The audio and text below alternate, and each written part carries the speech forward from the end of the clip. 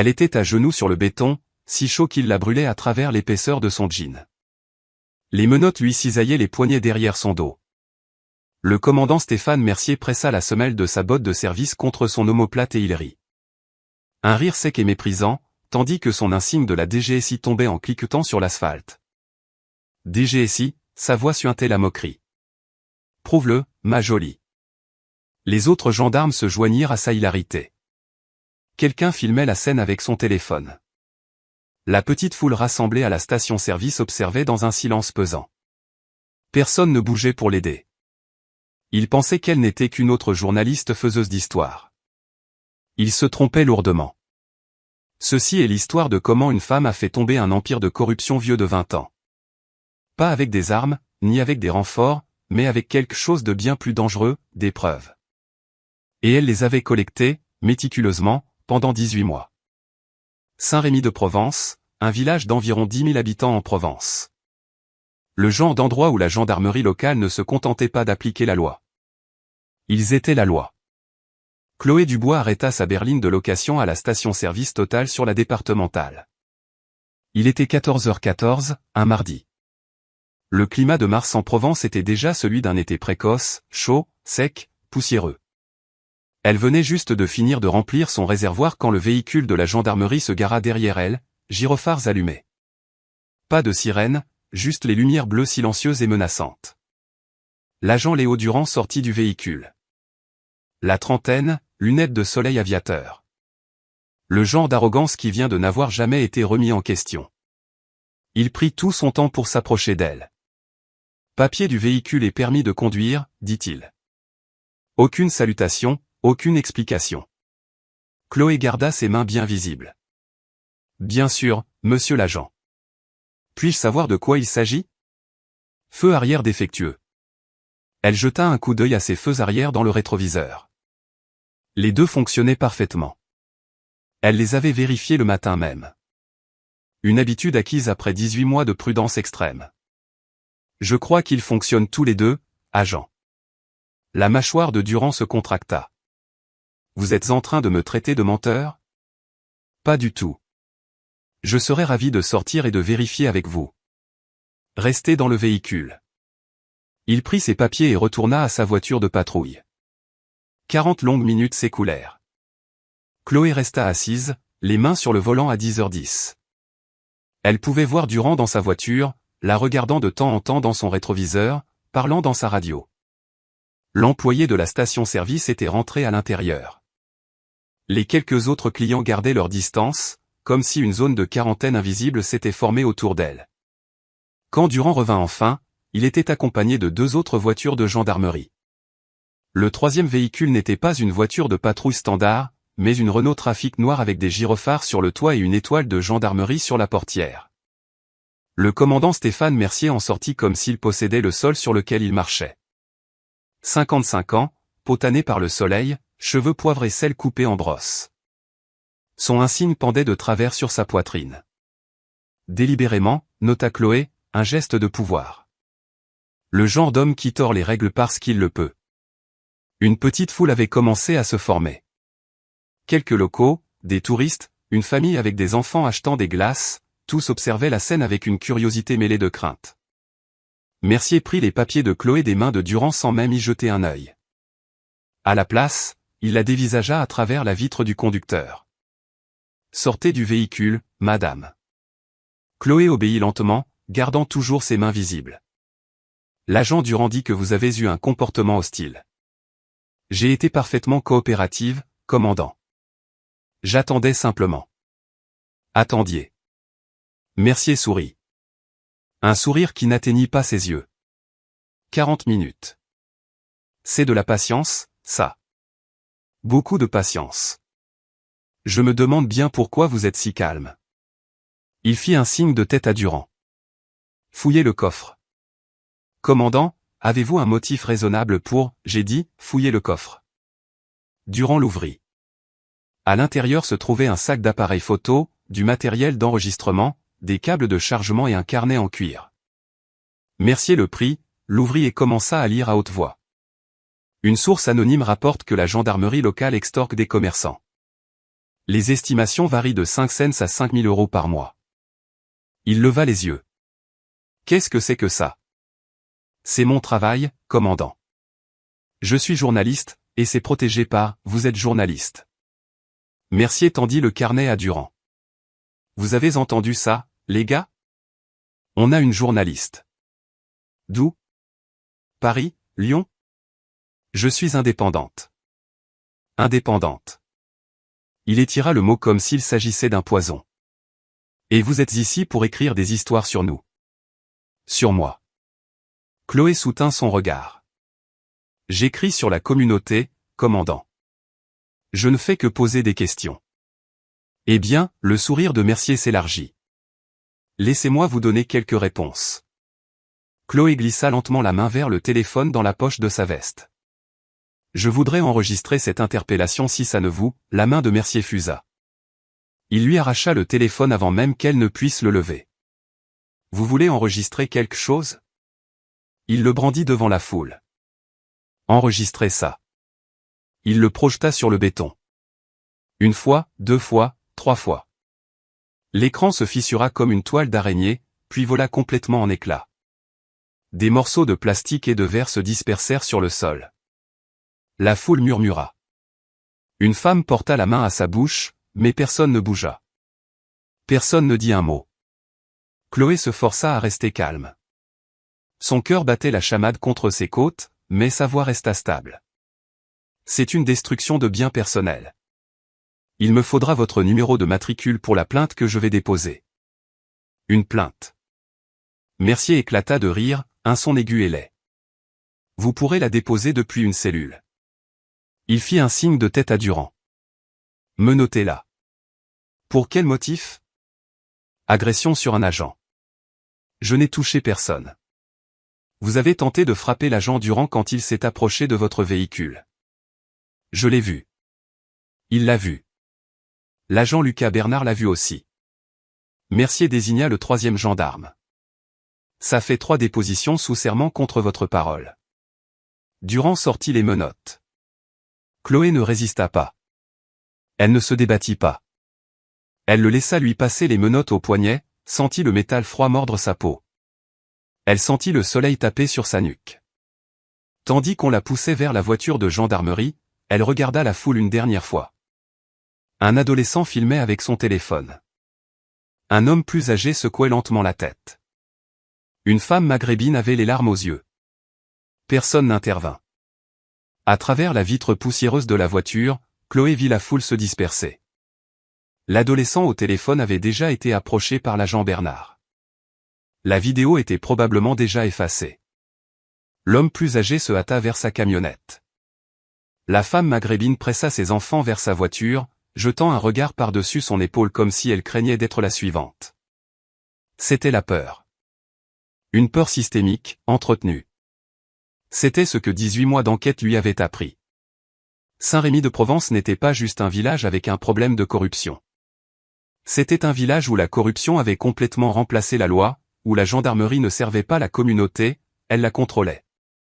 Et personne ne se rebellait parce qu'ils avaient appris que se débattre ne faisait qu'empirer les choses.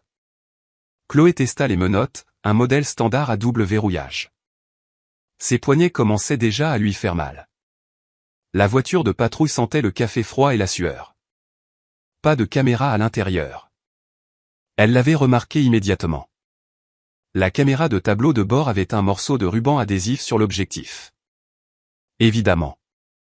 Durand s'installa au volant. Il la regarda dans le rétroviseur. Vous auriez dû quitter le village, dit-il à voix basse, presque gentiment. C'est ce que les autres ont fait. Combien d'autres? Il ne répondit pas. Il démarra le moteur. Alors qu'il s'éloignait de la station-service, Chloé aperçut une dernière fois sa voiture de location. Toujours garée près de la pompe, le coffre ouvert, son matériel éparpillé, son téléphone détruit scintillant sous le soleil. Mais Mercier et ses hommes ne savaient pas pour le téléphone de secours dans sa chaussure. Ils ne savaient pas pour le micro-enregistreur qu'elle portait sur la bretelle de son soutien-gorge depuis 18 mois. Ils ne savaient pas que chaque mot qu'il venait de prononcer avait été transmis en temps réel à un serveur de la DGSI à Marseille. 14h32. Mardi 12 mars. Le début de la fin. La gendarmerie de Saint-Rémy-de-Provence occupait un bâtiment trapu en briques sur l'avenue principale. Il ressemblait plus à un bunker qu'à un poste de police. Petite fenêtre, porte lourde, le genre d'endroit conçu pour garder les gens à l'intérieur, pas pour les accueillir. Durand se gara sur le parking arrière, loin de la rue, loin des témoins. À l'intérieur, la gendarmerie était exactement comme Chloé l'avait imaginé. Les néons au plafond bourdonnaient, baignant tout d'une lumière jaune verdâtre maladive. L'air sentait le désinfectant qui essayait de masquer une odeur pire. La sueur, le moisi, le vieux café. On la fit passer devant le bureau d'accueil, vide, personne de service. Puis dans un couloir étroit, sol en linoléum, mur beige avec des taches d'humidité. Des photos d'anciens commandants étaient alignées sur un mur. La photo de Mercier était au centre, plus grande que les autres. Il était commandant depuis 23 ans. 23 ans de ça. La salle d'interrogatoire était au bout du couloir. Durand ouvrit la porte et la fit entrer. Une table en métal, 2 chaises, des murs en parpaing. Un support pour caméra dans le coin, mais pas de caméra. Juste le support vide. Chloé nota mentalement ce détail. « Asseyez-vous » dit Durand. Elle s'assit. La chaise en métal était froide, même à travers son jean. « Je dois passer un appel. J'ai droit, le système téléphonique est en panne. » Durand n'essaya même pas de rendre cela crédible. Il pourrait revenir dans quelques heures. Ou pas. Il la laissa là, menottée, seule. La porte se referma avec un clic lourd. Final. Chloé compta jusqu'à 60. Puis elle examina la pièce. Pas de miroir sans teint. Trop évident. Mais il y aurait un micro quelque part. Peut-être plusieurs. Elle balaya du regard les coins du plafond, le luminaire, la bouche d'aération. Là. Un petit cercle noir dans la grille d'aération. Lentille ou microphone. Probablement les deux. Elle bougea sur sa chaise, testant à nouveau les menottes. Si nécessaire, elle pourrait s'en défaire. Elle avait été entraînée pour ça. Mais pas encore. Elle devait voir jusqu'où ils iraient. Elle devait les laisser se sentir en confiance. Elle avait besoin qu'ils parlent. 18 mois à monter un dossier, et elle était enfin dans leur antre. Les néons bourdonnaient. La climatisation se mit en marche avec un cliquetis. Quelque part dans le couloir, une porte claqua. Chloé attendit. Elle était très douée pour attendre. La porte s'ouvrit 90 minutes plus tard. Le commandant Mercier entra, tenant un dossier en carton. Il le jeta sur la table. Le bruit sec résonna contre les murs. Il ne s'assit pas, se contentant de la surplomber, les bras croisés. « Vous savez ce que c'est » Chloé ne répondit pas. « C'est votre dossier. Et c'est une lecture intéressante. » Il l'ouvrit. Chloé Dubois, 29 ans. Dernière adresse connue à Marseille. Pas d'employeur actuel déclaré. Antécédent de, il marqua une pause pour les faits. Activisme, arrestation lors de manifestations, trouble à l'ordre public. Ce dossier est un faux. Vraiment ? Mercier se pencha, les mains sur la table, assez près pour qu'elle puisse sentir son après-rasage. Ou peut-être que vous êtes le genre de personne qui pense que les règles ne s'appliquent pas à elle. Qui vient dans les villes des autres pour semer le trouble. Je voudrais contacter mon avocat. Le téléphone est toujours en panne. Alors je voudrais parler à un officier supérieur. Quelqu'un du parquet, peut-être. Mercier sourit. Vous ne comprenez pas, n'est-ce pas ? La cavalerie ne viendra pas. Il n'y a personne à appeler. Vous êtes chez moi, maintenant. Il tira la chaise en face d'elle et s'assit enfin, détendu, comme s'ils étaient de vieux amis prenant un café. J'ai eu affaire à 8 femmes comme vous, dit-il d'un ton conversationnel. Des journalistes, des militantes, des âmes charitables. Elles viennent ici en pensant qu'elles vont sauver les pauvres gens sans papier, dénoncer les gendarmes corrompus d'un petit village. Vous savez ce qui leur est arrivé ? Chloé garda un visage neutre. Elles sont parties. Elles sont reparties vers le nord la queue entre les jambes parce qu'elles ont vite compris que personne ici ne veut être sauvé, et que personne ne croira leurs petites histoires. Il tapota le dossier fabriqué.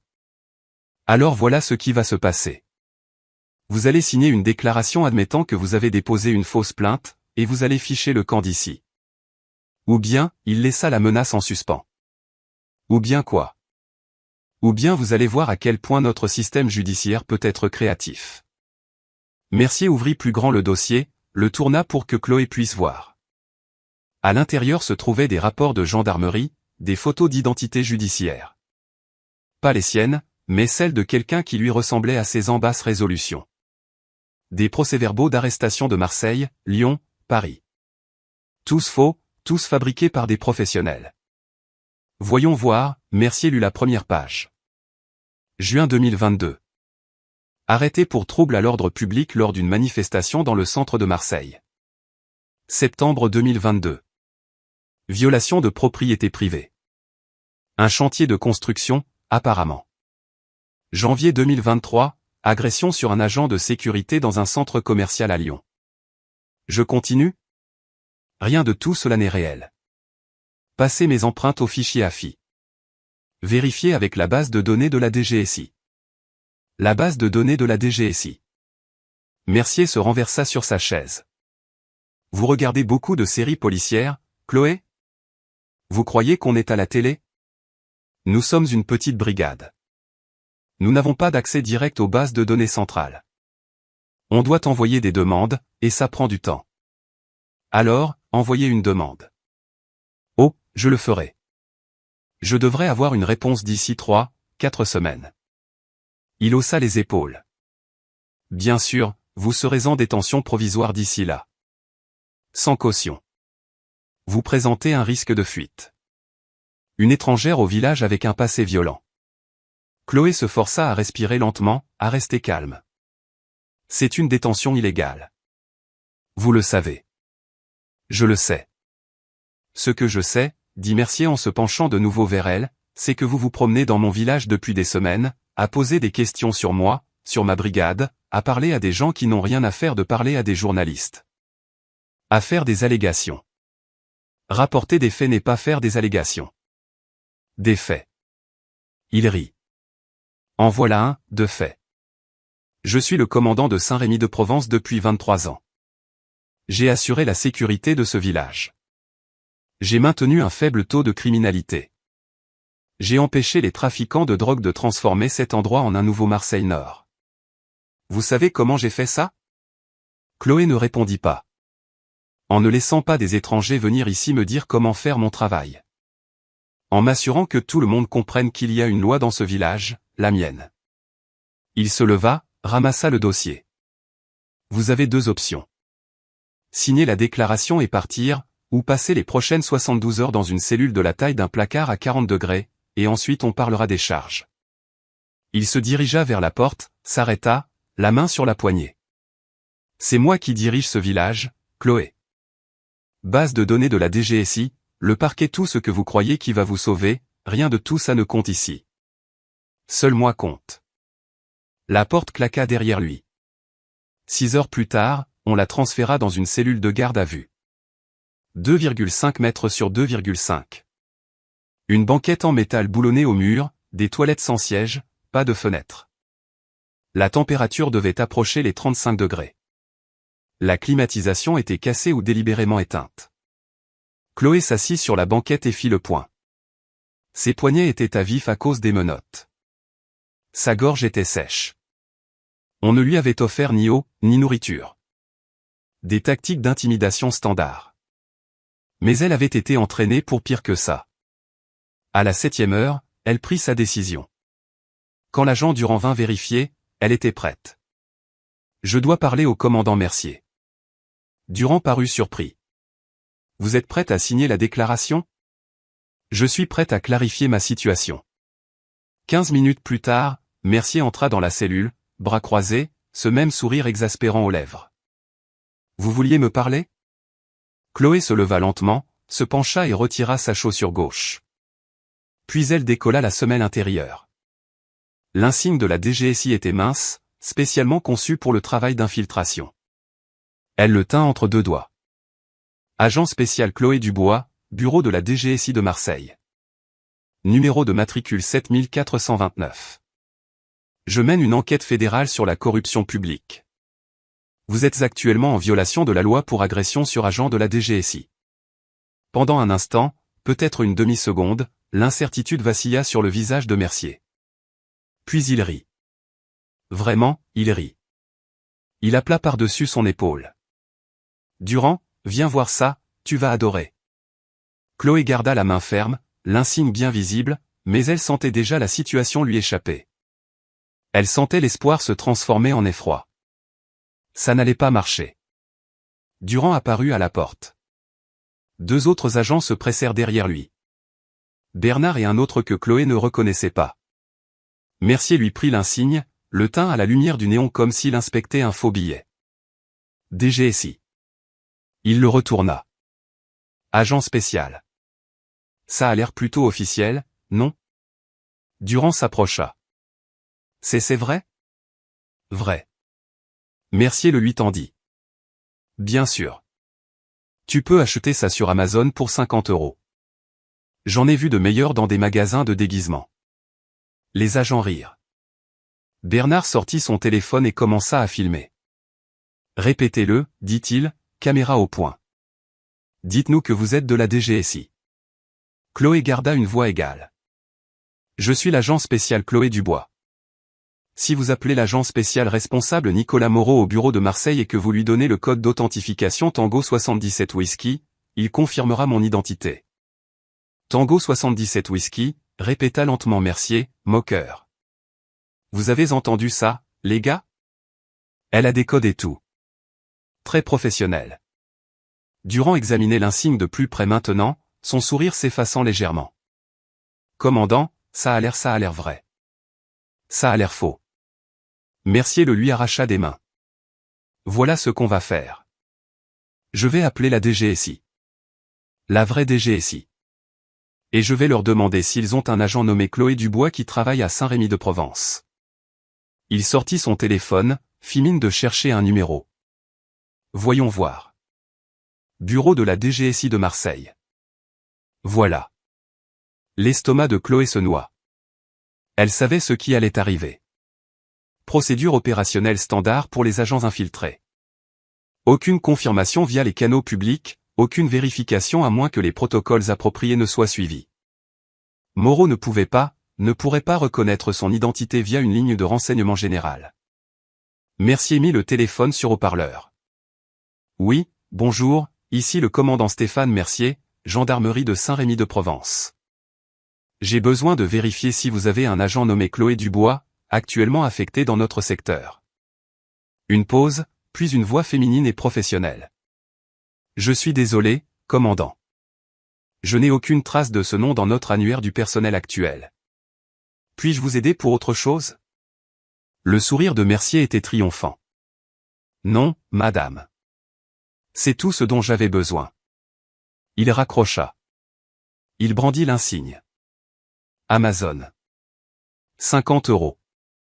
On la relâcha le lendemain matin avec un avertissement. 24 heures pour quitter Saint-Rémy-de-Provence. Chloé ne partit pas. Au lieu de cela, ce soir-là, elle se rendit à la réunion du conseil municipal à la mairie de Saint-Rémy-de-Provence. Un forum public ouvert à tous les résidents. Elle avait fait ses recherches. La loi exigeait des périodes de commentaires publics. Il ne pouvait pas lui interdire l'entrée sans motif. La salle du conseil était petite, peut-être 60 sièges, à moitié plein. Des commerçants locaux, quelques familles, quelques résidents âgés. Tous se tournèrent pour la regarder quand elle entra. La femme qui avait été arrêtée la veille. Les nouvelles voyages vides dans les petits villages. Chloé prit place au dernier rang. À la table d'honneur siégeaient 5 membres du conseil. Au centre, la mère Monique Leroy, la soixantaine. Cheveux gris argentés relevés en un chignon serré, lunettes de lecture sur une chaîne. Elle portait un blazer bleu marine et des boucles d'oreilles en perles, l'image même de l'autorité respectable d'un petit village. Le commandant Mercier était assis au premier rang sur le côté, ne faisant pas officiellement partie du conseil, mais clairement présent en tant qu'observateur. Il vit Chloé immédiatement, sourit, et la salua de 2 doigts. La réunion s'éternisa sur des questions de routine, rapports budgétaires, discussion sur le zonage, approbation de permis. Chloé attendit. Finalement, la mère Leroy annonça les commentaires publics. Chloé se leva, se dirigea vers le micro dans l'allée centrale. Le silence se fit dans la salle. Donnez votre nom pour le procès-verbal, dit froidement Leroy. Chloé Dubois.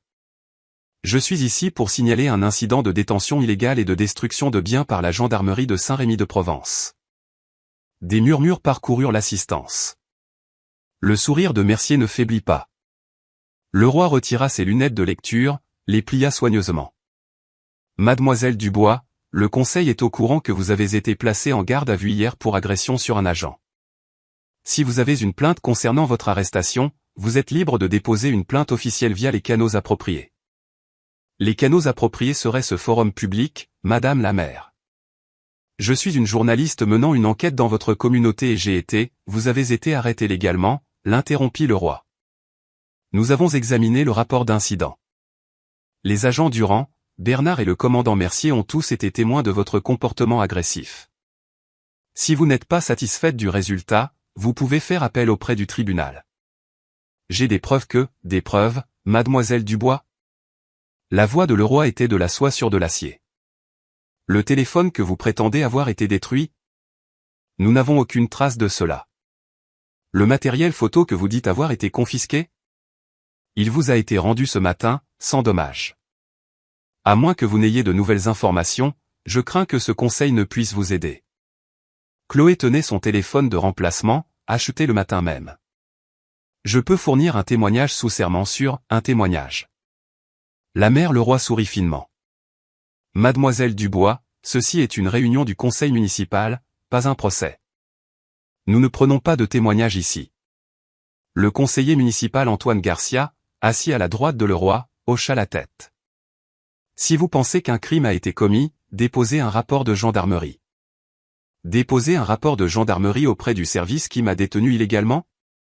Il n'y avait rien d'illégal dans votre détention, dit le conseiller municipal Laurent Rodriguez depuis le côté gauche de la table. Vous avez été arrêté pour un motif valable, traité selon le protocole et libéré dans les 24 heures. C'est la procédure standard. Chloé regarda autour d'elle. Les autres résidents fixaient leurs genoux. Personne ne croisait son regard. Elle en reconnut une, la femme maghrébine de la station-service, celle qui avait eu les larmes aux yeux.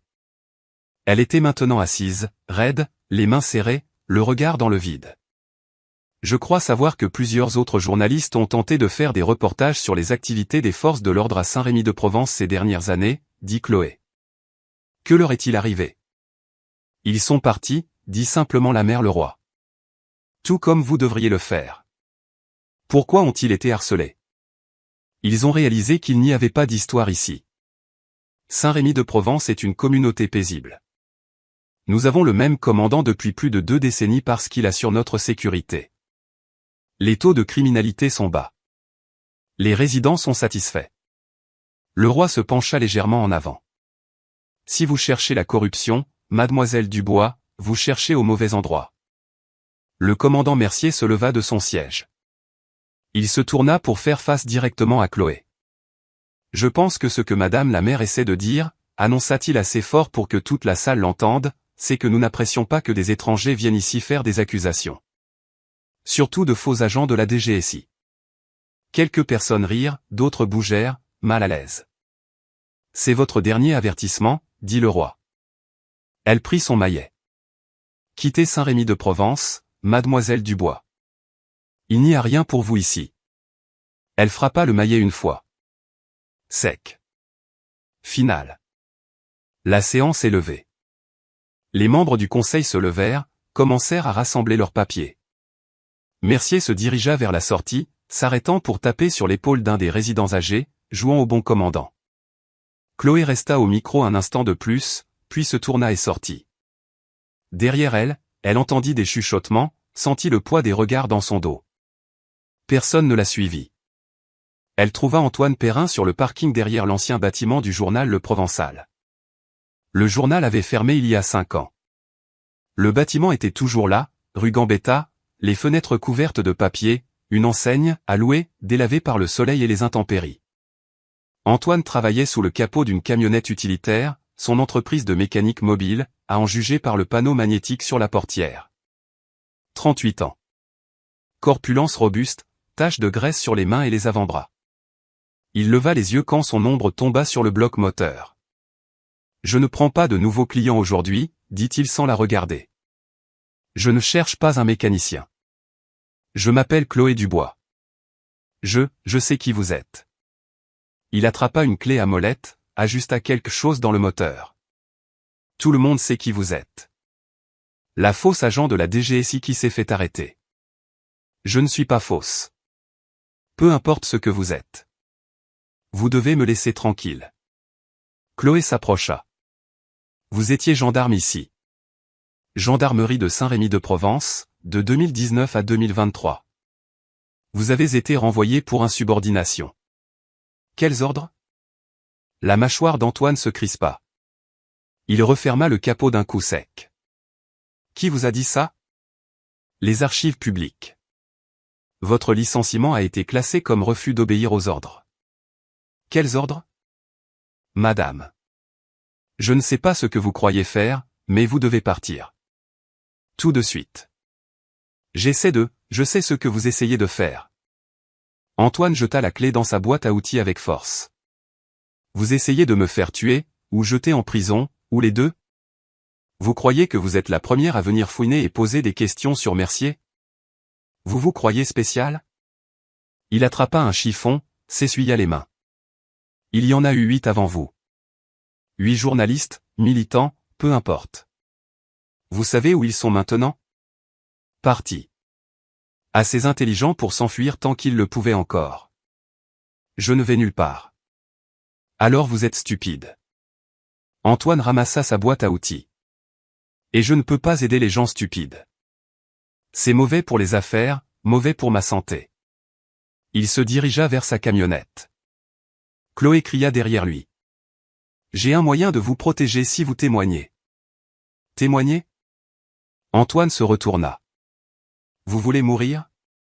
Parce que c'est ce qui arrive quand on témoigne contre Mercier. C'est ce qui arrive quand on brise le code. Il monta dans sa camionnette, démarra le moteur. Chloé sortit son insigne de la DGSI, le vrai, et le leva bien haut. Antoine la regarda à travers le pare-brise. Son expression ne changea pas. Il s'éloigna. 20 minutes plus tard, la camionnette d'Antoine revint sur le parking. Il resta longtemps assis derrière le volant avant de sortir. Quand il le fit enfin, il avait l'air plus vieux, fatigué. « Laissez-moi revoir cet insigne. » Chloé le lui tendit. Il l'examina attentivement, cette fois le recto et le verso, passant son pouce sur le sceau. « Vous êtes vraiment de la DGSI ? » Oui. Et vous êtes ici depuis 18 mois, en infiltration, à monter un dossier. C'est exact. Antoine lui rendit l'insigne, s'adossa à sa camionnette. D'accord, je vais parler. Mais pas ici. Ils se rendirent séparément à une aire de repos à 25 km de la ville. Des tables de pique-nique, des distributeurs automatiques, vides à 16 heures. Antoine acheta un Coca-Cola au distributeur. Il en but la moitié avant de parler. Le système fonctionne comme ça, dit-il à voix basse. Mercier et ses hommes arrêtent des personnes sans papier. Quiconque a l'air d'être en situation irrégulière. Ils les menacent d'expulsion à moins qu'ils ne paient 5 000 € par personne. S'ils ne peuvent pas payer, ils sont forcés de travailler. Dans des fermes, sur des chantiers, pour le nettoyage de maisons. Sans salaire, pour rembourser la dette. Chloé avait son téléphone qui enregistrait l'audio. Depuis combien de temps ça dure ? Aussi longtemps que j'étais là. Probablement plus. 20 ans, peut-être. Et l'argent va où ? Sur des comptes offshore, en Suisse. Mercier a tout un système. Il tient des registres. Un grand livre de comptes à l'ancienne. En papier. Nom, montant, date. Tout est documenté. Où est ce grand livre ? Dans le coffre-fort de son bureau. Seules 2 personnes ont les clés. Mercier et la mère Leroy. Vous l'avez vu ? Une fois. Avant que je ne réalise ce que je voyais. Antoine écrasa sa canette de coca vide. C'est là que j'ai commencé à poser des questions. C'est là que Mercier m'a qualifié de problème. 3 semaines plus tard, j'étais renvoyé pour insubordination. Témoignerez-vous contre Mercier? Contre toute la brigade? Il secoua la tête. Ils me tueront. Pas si vous êtes sous protection fédérale. Programme de protection des témoins. Nouvelle identité. Nouvel endroit. Complet. J'ai une famille, l'interrompit Antoine. Une femme, 2 enfants. Vous me demandez de déraciner toute leur vie? Chloé le regarda dans les yeux. Je vous demande de m'aider à arrêter ça avant qu'il n'y ait une 48e victime. Antoine regarda l'horizon. Le soleil commençait à se coucher, orange et rose, saignant à travers le ciel de Provence. Donnez-moi le temps d'y réfléchir, dit-il finalement. Avant que vous ne partiez, dit Chloé, je veux que vous compreniez quelque chose. Tout ce que je fais, tout ce que j'enregistre, est sauvegardé en temps réel sur des serveurs de la DGSI. J'ai du matériel dont ils ignorent l'existence. Elle ouvrit sa veste, lui montra le minuscule microphone attaché à l'intérieur du col, déguisé en bouton. Ça fonctionne depuis 18 mois. Chaque conversation, chaque menace, chaque transaction dont j'ai été témoin est transmise à un serveur cloud sécurisé.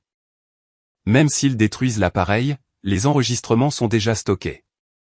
Antoine le fixa. Ils ont pris votre téléphone. Votre matériel. Ils ont pris mon matériel évident. Les choses que je leur ai laissées voir. Elle sortit un petit appareil de sa poche. Il ressemblait à un tube de rouge à lèvres. Ceci est un enregistreur de secours à activation vocale.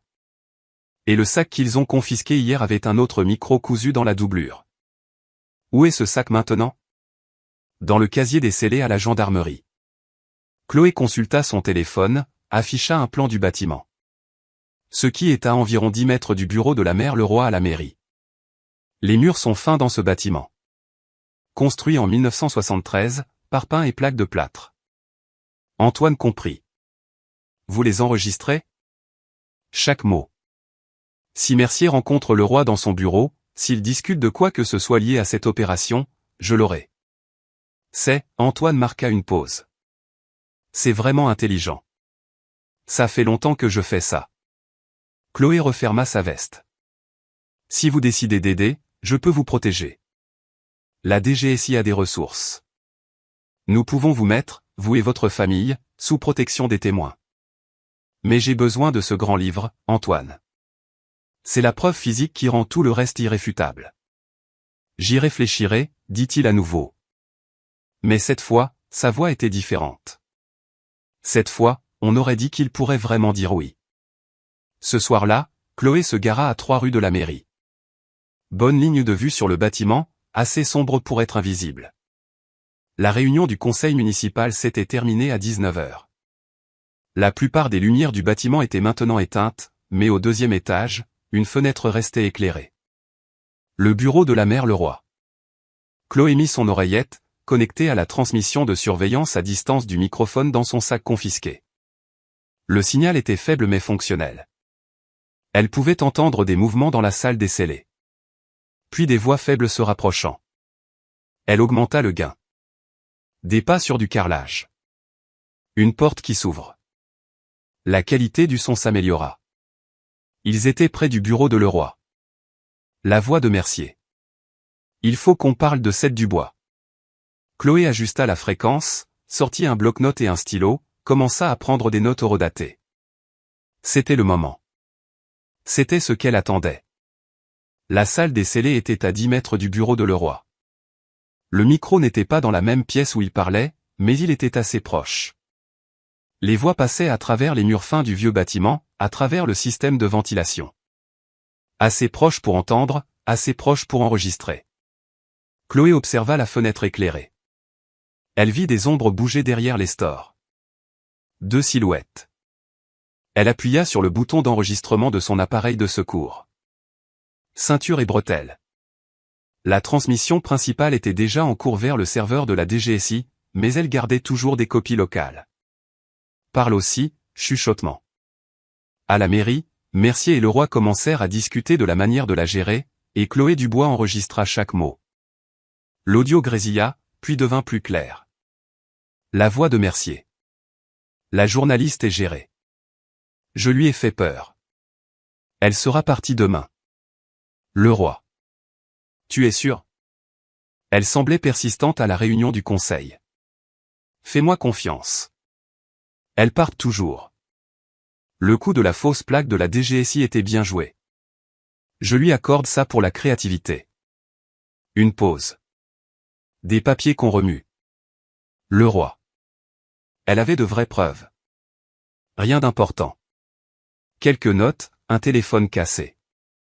Durand a confisqué son matériel d'enregistrement. C'est dans le casier des scellés.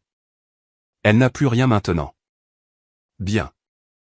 La voix de Leroy était sèche, professionnelle. Nous ne pouvons pas nous permettre un autre incident comme celui de 2021. Ce reporter de Lyon a failli ne compte pas. Il est parti. Ils partent tous. Chloé écrivait plus vite. Sa main était crispée, mais elle ne s'arrêta pas. Mercier, de nouveau. En parlant d'affaires, le prochain groupe arrive mardi. 15 personnes. C'est 5 000 chacun. Le roi. 75 000. Divisé par 2, 37 500 chacun. Je ferai le dépôt mercredi soir. Compte habituel en Suisse. Oui. Même numéro de routage que la dernière fois. Chloé sentit son cœur s'accélérer. C'était ça. Un aveu direct. Blanchiment d'argent, extorsion, complot. Tout enregistré, tout horodaté. Elle vérifia son téléphone. La transmission principale était toujours active. Les données affluaient vers le serveur de la DGSI en temps réel. Même si Mercier la trouvait maintenant, même s'il détruisait tous les appareils qu'elle possédait, cette conversation était déjà préservée dans les bases de données fédérales. Une preuve. Admissible. Incontestable. Assure-toi que Durand se fasse discret pendant quelques semaines, continua le roi. Après cette scène à la station-service, on n'a pas besoin d'attirer l'attention. Il est solide. Tous mes hommes sont solides. Ils ont intérêt. Nous avons bâti cette opération pendant 2 décennies. Je ne vais pas la voir détruite par une journaliste avec un carnet. Tu ne la verras pas, dit Mercier. Je te le promets. L'enregistrement continua. Chloé continua d'écrire. À minuit, Chloé utilisa son téléphone crypté pour appeler l'agent spécial responsable. Nicolas Moreau répondit à la 2e sonnerie. Dubois. Rapport de situation. Monsieur, j'ai des aveux enregistrés. Mercier et la mère Leroy discutant des paiements d'extorsion. 75 000 € d'un nouveau groupe arrivant mardi. Mention directe de compte en Suisse. Une pause. C'est exactement ce dont nous avions besoin. Excellent travail. J'ai aussi un témoin potentiel. L'ex-gendarme Antoine Perrin. Il a vu le grand livre. Il connaît le système de l'intérieur. Si je peux le convaincre de témoigner, non. La voix de Moreau était ferme. Annuler l'opération. Exfiltration immédiate. Chloé se figea. Monsieur? Vous avez été compromise. Ils savent que vous enquêtez. La situation est trop dangereuse. Nous utiliserons les enregistrements que vous avez déjà collectés et monterons le dossier depuis la capitale. Avec tout mon respect, monsieur. Je suis sur le point de mettre la main sur le grand livre physique. C'est la preuve irréfutable. C'est ce qui rend ce dossier blindé. Agent Dubois. C'est un ordre. Exfiltration dans les 48 heures. Quelque chose dans sa voix clochait. Trop rapide, trop pressé de clore l'enquête alors qu'ils étaient sur le point de percer. Compris, monsieur, dit Chloé, mais elle ne comprenait pas. Elle mit fin à l'appel et resta assise dans sa voiture, regardant le bâtiment sombre de la mairie. Son instinct hurlait. Quelque chose n'allait pas. 3 heures plus tard, à 3h47 du matin, le téléphone de Chloé vibra. Un SMS d'Antoine.